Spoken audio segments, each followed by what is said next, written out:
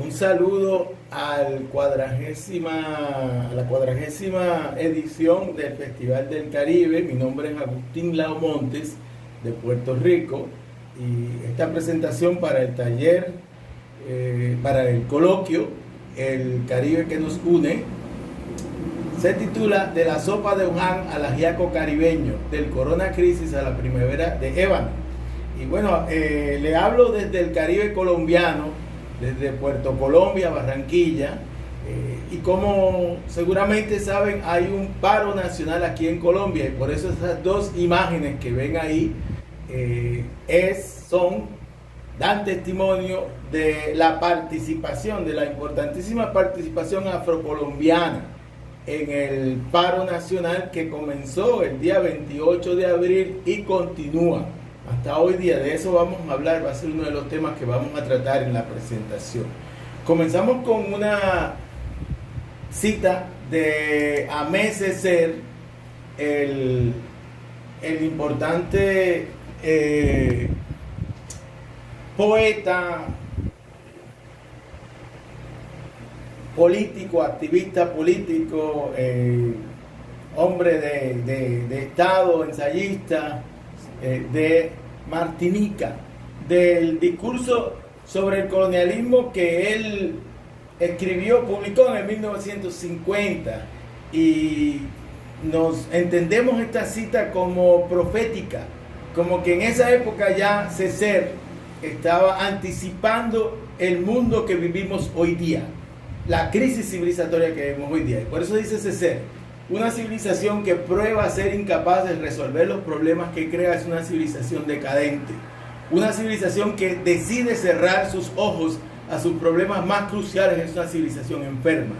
Una civilización que usa sus principios para trampa y engaño es una civilización muriente. Y en esa clave hablamos de estos tiempos de pandemia como una época de profundización de una crisis civilizatoria que estamos viviendo ya desde los años 70. Por eso vivimos una era donde los cimientos del planeta están en cuestión, lo que nos obliga a pensar profundo, a hurgar hondo en los signos de los tiempos, a buscar razones de fondo y por ende a construir cambios radicales. Por eso hablamos de un momento de crisis civilizatoria en el cual la pandemia puede tener un efecto antisistémico de dar un golpe de gracia a una condición profunda de malestar mundial que llamamos crisis económica, ecológica, geopolítica, epistémica, ética, espiritual, es decir, de la forma de vida que domina el globo terráqueo por más de 500 años. Y por eso hablamos de una crisis de la civilización occidental capitalista, o sea, del sistema mundo moderno colonial capitalista, que Aníbal Quijano le denominó como una crisis raigal, de raíz del patrón de poder moderno colonial. Y frente a esa crisis, pues se da una situación de resistencia, de política, de discurso crítico y debate, que el pensador afrocubano Víctor Forley le llamó la pandemia pensada. Y por eso el título de la sopa de Wuhan, que fue el lugar donde supuestamente se originó la pandemia, el coronavirus, y eso saben que está en debate, y le llamó un ciclo de conferencias críticas de la Universidad Nacional de Colombia de la sopa de Wuhan, que fue el nombre de un libro, como veremos, al sancocho latinoamericano. Y acá le decimos al ajiaco caribeño, para denominar esta mirada a la crisis civilizatoria y las alternativas antisistémicas que surgen en clave caribeña y al ritmo de africanía. Y esa es la presentación que le estamos haciendo en PowerPoint. Esas imágenes de la sopa de Wuhan, que es un libro que se publicó bastante temprano en la pandemia, pensamiento contemporáneo en tiempos de pandemias, recogen las reflexiones críticas, el discurso crítico de una serie de pensadores y pensadoras europeas y mayormente hombres y de los Estados Unidos, Y parte de la razón por la cual hablamos del ajiaco caribeño y se habló del sancocho latinoamericano es precisamente porque es todavía en esa clave eurocéntrica occidentalista que se plantean los términos del discurso crítico y debate en relación a la pandemia. También se publicó La Fiebre, que fue más de pensamiento latinoamericano. Estas dos imágenes que están aquí expresan a través de la corporalidad de dos mujeres negras que son actrices críticas, o sea, son agentes críticas en este contexto de esa clave que estamos tratando de elaborar aquí, que es el ajiaco caribeño, ¿no? que es de estas miradas latinoamericanas, caribeñas y afro-latinoamericanas y afrocaribeñas que estamos haciendo nuestra presentación, nuestra lectura sobre este momento tan crítico en la historia de la humanidad que estamos viviendo. Y por eso, de hecho, son dos amigas. Por eso la imagen que dice la vida de las personas negras y latinoamericanas importa, que es lo que llamamos la primavera de ébano, a partir del asesinato de George Floyd se desató la ola antirracista más grande en la historia de la humanidad. Próximo.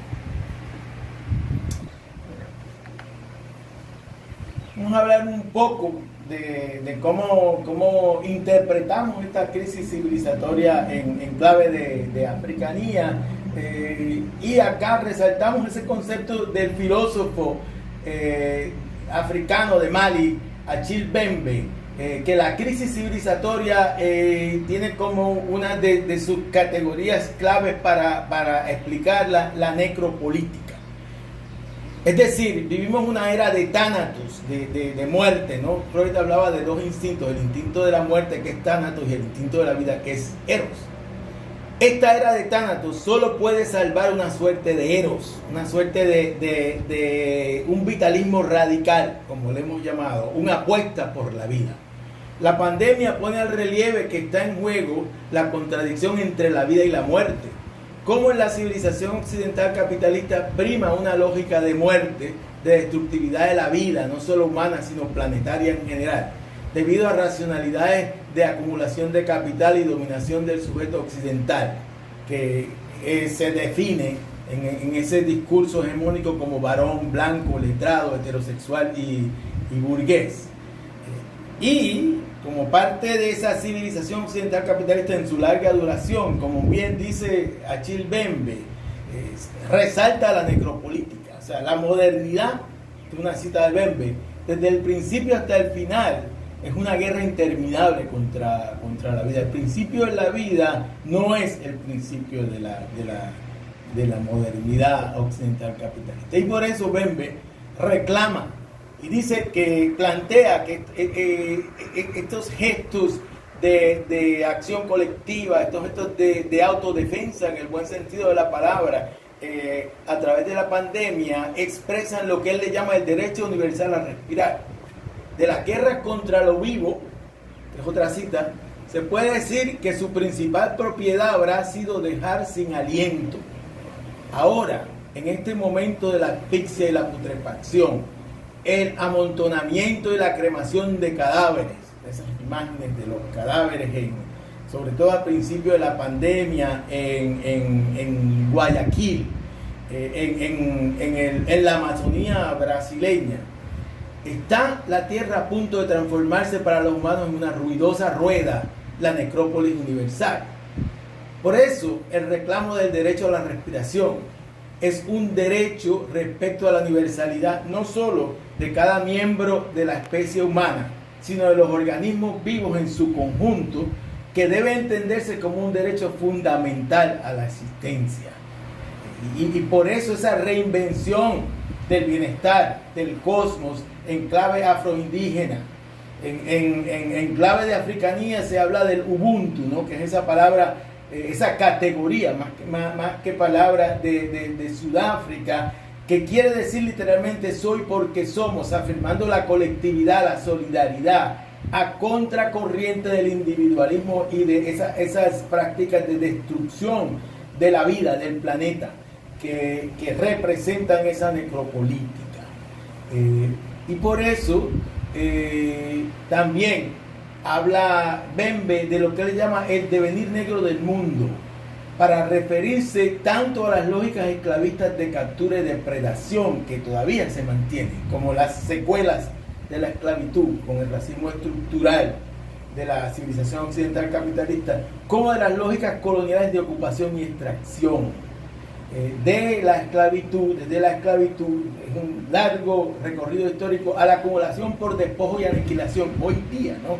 Con el extractivismo, como se ve aquí en Colombia, con el asesinato de líderes y lideresas de las comunidades negras y comunidades indígenas, o en Brasil también, como veremos también.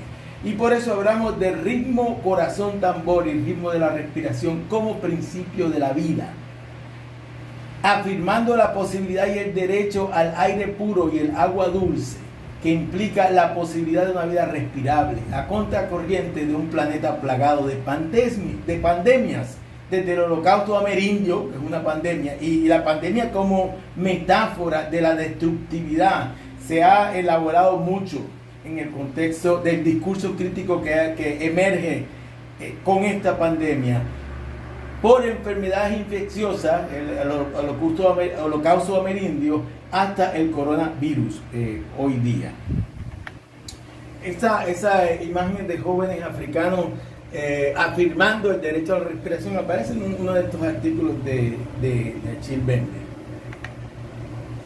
Ahora, vamos a analizar un poco más en detalle el corona crisis, lo que llamamos el corona crisis, como la pandemia ha exacerbado la crisis, como una concatenación de opresiones entrelazadas, una catástrofe planetaria, donde queremos resaltar el racismo sistémico, que de hecho surge al lenguaje, inclusive hasta en los Estados Unidos, en la campaña presidencial, surgió ese concepto de racismo sistémico por primera vez en la historia de los Estados Unidos, de la política oficial, la política hegemónica en los Estados Unidos. Y aquí planteamos que hay dos dimensiones enlazadas del corona crisis. Por un lado, representa una situación sin precedente que amenaza la vida humana a través del planeta como producto de la intensidad y densidad de la globalización. Y por otro, exacerba opresiones y desigualdades existentes, como lo son un entramado de violencias patriarcales, violencias raciales, violencias xenofóbicas, violencias políticas, que se expresan en el despojo, el destierro, el desamparo, el hambre y los desastres ecológicos, que en sí son producto de la destrucción de la flora y la fauna por las agroquímicas. La pandemia misma es producto de ese capitalismo, de esa civilización occidental capitalista. La destrucción de la flora y la fauna por las agroquímicas, la deforestación, el gran comercio de animales y la destrucción de la capa de ozono por emisión de gases tóxicos, que en su conjunto han causado un debacle ecológico, cuyos síntomas son la proliferación de virus letales, se espera que esto siga, la erosión de la soberanía alimentaria, las grandes inundaciones, huracanes y terremotos que sufrimos en el Caribe de manera particular, en fin, una verdadera catástrofe ecológica ligada a una profunda crisis humanitaria.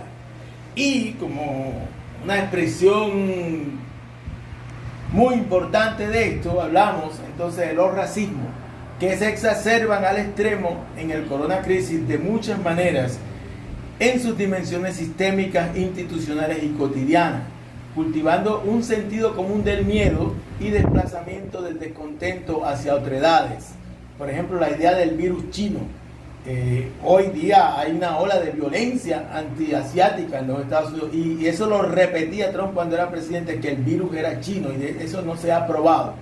Eso es expresión de ese racismo en su variante orientalista. Los síntomas más claros son la cantidad desproporcionada de muertes de personas negras de sectores subalternos por cuenta del COVID-19 en países como Brasil y los Estados Unidos, debido tanto a la negligencia de gobiernos que les dejan morir los más vulnerables debido a carencia de condiciones mínimas de cuidado de salud, de empleo, de alimentación y vivienda, y no poderse dar el lujo del aislamiento por trabajar en la calle para la supervivencia o en empleos esenciales de cuidado y servicio. Eso es realidad a través de toda la región.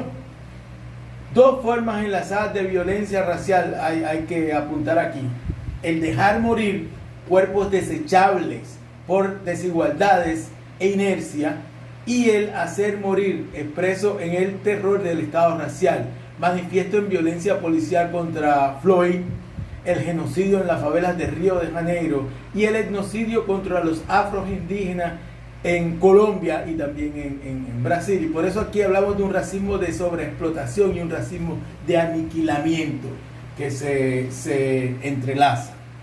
Aquí entonces la necropolítica, que es un componente clave del racismo antinegro, se profundiza en Colombia, donde han aumentado los asesinatos de líderes y lideresas sociales y comunitarios en el contexto de la pandemia, y más aún con el paro ahora.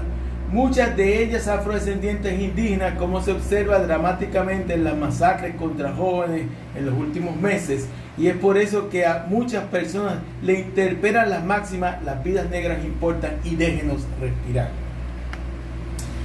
Aquí de nuevo las imágenes hablan mucho, por eso es importante las imágenes. Ustedes escuchan mi voz nada más y es más importante que vean las imágenes. Esa imagen de trabajadores negros en Río de Janeiro, en Brasil, en una guagua, en un bus, a principios de la pandemia, y esa cita de Frantz Fanon, que es tan pertinente hoy día, igual que Césaire, Fanon también fue profético. Esos dos grandes revolucionarios y pensadores críticos caribeños, Césaire y Fanon, de la misma isla de Martinica. Y dice Fanon: nos rebelamos simplemente porque por muchas razones ya no podemos respirar. En ese contexto de corona crisis surge de una manera particularmente potente lo que llamamos la crisis societal estadounidense, y esto es importante detallarlo un poco para entender lo que llamamos la primavera de ébano. Y en Estados Unidos lo que ocurrió en mayo del 2020, en ese contexto, le podemos llamar una tormenta perfecta. Estados Unidos está viviendo la peor crisis de su historia, y eso no lo va a resolver el gobierno de Joe Biden y Kamala Harris. Hay alrededor de 10 millones de contagiados, más alrededor por el coronavirus, alrededor de 250,000 de muertes, y estos datos no están actualizados. Cerca de 50,000 personas negras y 50,000 latinas como vidas desechables son tratados y como chivos expiatorios de la crisis a la misma vez. Está pasando la mayor crisis económica en sus últimos 80 años, 40 millones de desempleados. Se revela la falsedad de la consigna imperial de hacer América grande de nuevo. Y claro, es una crisis de legitimidad también del sistema político, la élite conservadora dividida. Bush y Powell se expresaron contra el racismo sistémico, es irónico eso. Mientras las milicias de derecha por la supremacía blanca se exhiben en las calles, se tratan de tomar la Casa Blanca el 6 de enero, lo cual para ellos fue un enorme escándalo. Y claro, también en el bipartidismo estadounidense, el otro lado, que es el Partido Demócrata Neoliberal, Biden, que representa la continuidad de Obama, de libre comercio, de drones y de exportaciones, aunque no representa la continuidad, infelizmente, lastimosamente, en relación a la política de Cuba, que ha mantenido Biden la misma política de Trump en relación a Cuba, versus la emergencia de un discurso de socialismo democrático, revolución política liderada por Bernie Sanders, y por toda una serie de mujeres jóvenes, mujeres de color en el Partido Demócrata, expresando esa crisis de legitimidad política en los Estados Unidos. ¿Por qué el gran grito entonces justicia para George? Es una acumulación de injurias, de ira, de dolor, de miedo, de frustraciones, de esa polarización societal. En ese contexto, el asesinato de George Floyd fue la gota que colmó la copa. El carácter dramático del asesinato y su diseminación amplia por las redes sociales en un momento de enorme sensibilidad de la dialéctica entre la vida y la muerte, y el poder simbólico de esa metáfora polivalente de no puedo respirar, y de la rodilla en el cuello que apela a memoria de linchamiento. Y en todo esto implica las condiciones de posibilidad de la emergencia de un vitalismo radical en una sociedad que, como dice Cornel West, los Estados Unidos son un experimento social fracasado. Aquí voy a enseñar varias imágenes aquí. Esta primera expresa cómo para el principio de mayo de 2020, la comunidad negra en los Estados Unidos era equivalente al cuarto país con mayor índice de muerte en relación al coronavirus. Y en ese contexto es que surge lo que le llamamos la primavera de ébano, la reemergencia de un movimiento social contra desigualdades y discriminaciones a través de los Estados Unidos. Digo reemergencia porque recuerden que antes de la pandemia también hubo una ola de protestas en Chile, en Puerto Rico, en Haití, en Hong Kong, en Francia, y tuvo un efecto desmovilizador al principio de la pandemia. Esto que sucedió a partir del asesinato de George Floyd el 25 de mayo de 2020 fue una de las mayores olas de protesta en la historia de los Estados Unidos y en el mundo, en todos los 50 estados, con resonancias y resemblanzas a nivel mundial, nutriendo la creciente ola de movimientos antisistémicos contra el entramado de opresiones de clase, de raza, de heteronormatividad y de xenofobia. La muchedumbre múltiple de jóvenes, negros, latinos, mujeres, LGTBQ, trabajadores, pobladores urbanos, clases medias contra la discriminación y el déficit democrático, en parte coyuntural y en parte fue una activación de una red de movimientos de activismo que habían surgido, y así es que surge el movimiento social Black Lives Matter o el movimiento por las vidas negras a través de las Américas desde el 2014. Había surgido como una nueva forma de hacer política contra el poder burgués, patriarcal, blanco, inclusive en contra de las élites negras. Surgió cuando Obama era presidente, un movimiento en red de liderato colectivo, de acción directa, que actúa a través de las redes sociales, de liderato de mujeres negras, 3 mujeres negras lésbicas, y fueron las que le dieron nombre a ese movimiento, de combatir las diferentes cadenas de colonialidad y opresión, creando lazos de solidaridad y liberación, creando un nuevo sentido común a nivel global, ¿no? Una sociedad política global y una emergencia de nuevas subjetividades políticas. En Brasil, la violencia racial policíaca es mayor que en los Estados Unidos. Un joven negro es asesinado cada 23 minutos en Brasil. Y en la pandemia mueren gran cantidad de afrodescendientes en las favelas de las ciudades, como también indígenas y afro en comunidades rurales. Los datos en Brasil son de los mayores en el mundo, junto con India hoy día. En Colombia se agudiza la relación racismo, violencia política y social, con el destierro, con el asesinato de activistas sociales y comunitarios afroindígenas, junto con la necropolítica asociada a la marginalidad social y política como expresiones de violencia racial estructural.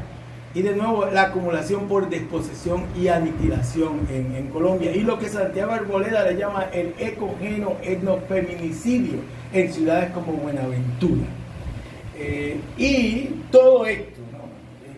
De manera particular y en cada lugar, pero también de manera articulada en términos regionales y globales, constituye la mayor ola de protestas antirracistas en la historia, donde los movimientos negros se convierten en catalizadores de las cadenas de equivalencia entre diversidad de luchas y reivindicaciones étnico-raciales, de clase, de género y sexualidad, ecológicas, urbanas, territoriales, estudiantiles, generacionales, estético-culturales, epistémicas, espirituales, de civilizaciones, o sea, contiendas sobre los modos de vida, y esto constituye una nueva ola de movimientos antisistémicos. Y aquí les quiero, ya estamos próximos a terminar la presentación, aquí les quiero presentar imágenes de ese movimiento Black Lives Matter en el 2014, en solidaridad, esas jóvenes de Baltimore, en solidaridad con los 43 de Ayotzinapa en México.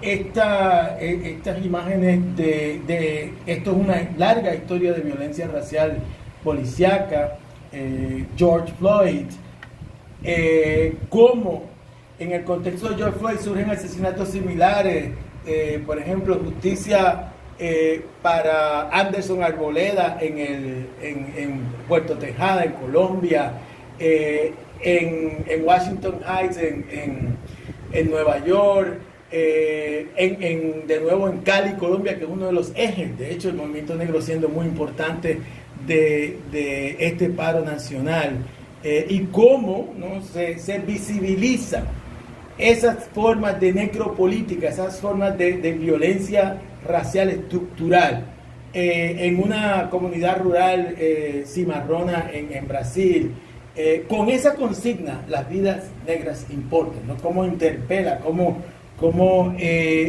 mueve y constituye entonces un principio político de la vida, de ese vitalismo radical que hemos estado hablando, y cómo resurge ese activismo afro en el contexto del paro nacional aquí en Colombia. Y no tenemos tiempo para hablar en detalle del paro nacional porque ya estamos llegando al fin, pero es importante que vean esas imágenes. Y de nuevo, cómo la ciudad de Cali, que es una de las ciudades negras de las Américas, se convierte en epicentro de la resistencia aquí en Colombia. Todas estas son imágenes del movimiento social afrocolombiano y el pueblo afrocolombiano en el paro nacional. Y para terminar, nos preguntamos, y esas dos imágenes de arriba son de Colombia, el paro nacional que está en vigencia hoy día, ya hace casi 2 meses. ¿Qué hacer? ¿Qué estamos haciendo? ¿Qué ha implicado todo esto? Nuevas coaliciones, la Internacional Progresista, el Pacto Ecosocial del Sur, la revitalización del Foro Social Mundial, en los Estados Unidos, ese movimiento por el abolicionismo de la policía, que Angela Davis ha sido una voz muy importante en ella, de desinversión en militarismo y en policía, e inversión en bienes sociales, como el cuidado de la salud, la educación, el desarrollo social sostenible.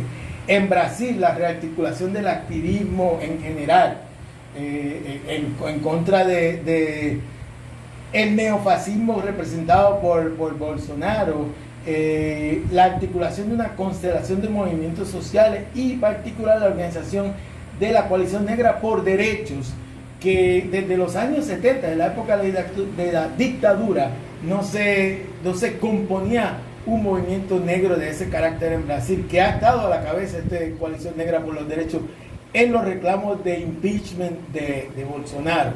En Colombia, demandas de políticas estatales de redistribución, salud, vivienda, ingresos, que se articulan en el paro, y movimientos por transformación fundamental, paz, justicia y democracia sustantiva.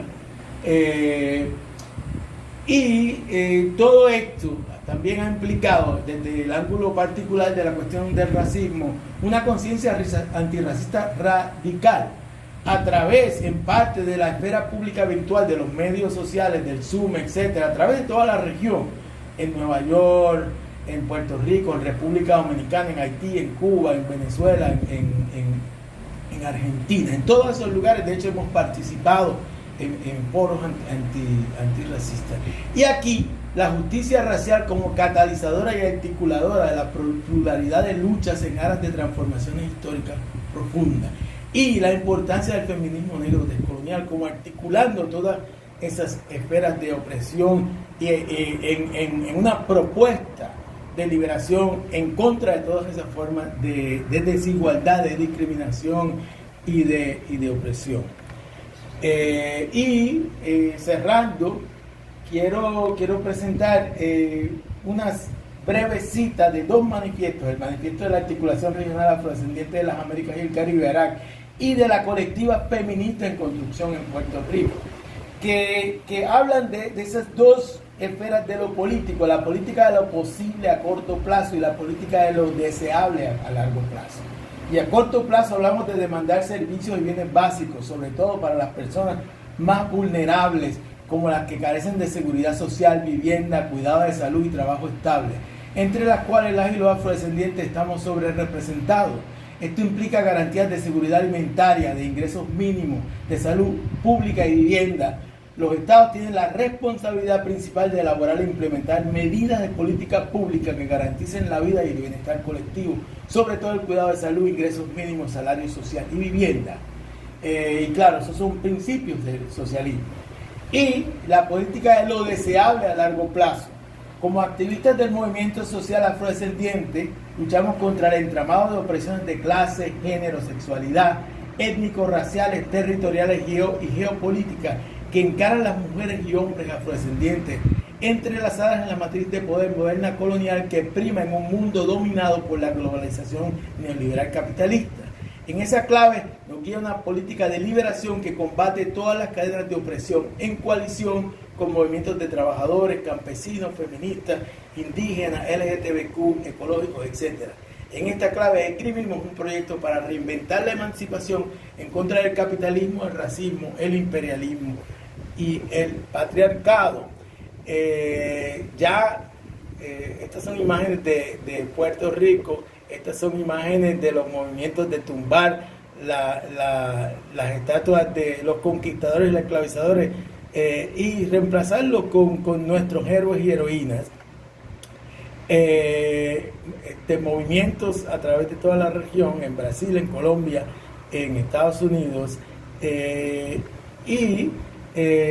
Cerramos con este pensamiento sumamente elocuente que expresa ese vitalismo radical que hemos estado planteando. El pienso luego existo de Descartes es la causa del crimen del danzo y luego vivo de Lucy Bulaga, que era un filósofo africano. Tenemos la imagen de Francia Márquez, que es una lideresa de base afrocolombiana que se ha crecido como una de las voces más importantes del Faro y que se está postulando para presidenta del país, y con esta expresión de Bob Marley: sonríe, el sistema le molesta. Muchas gracias.